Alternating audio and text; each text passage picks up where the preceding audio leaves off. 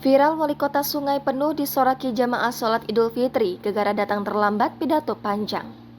Viral wali kota Sungai penuh Ahmadi Zubir disuruh turun oleh warganya sendiri yang melaksanakan sholat Idul Fitri atau sholat Id 2023. Dalam narasi video viral disebutkan Ahmad Zubir terlambat datang hingga pidato terlalu lama.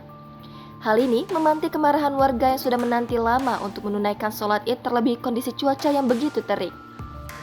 Nampak dalam video viral jemaah tampak gelisah hingga berdiri karena menunggu wali kota Sungai penuh selesai berpidato.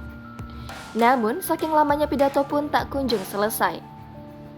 Bahkan sholat Id nyaris batal karena para jemaah hendak bubar. Terdengar suara teriakan warga yang meminta wali kota Sungai penuh untuk turun dari mimbarnya.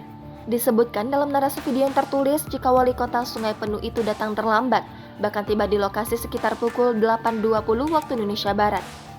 Bahkan ia melakukan pidato yang cukup lama membuat warga sampai kepanasan karena terik matahari.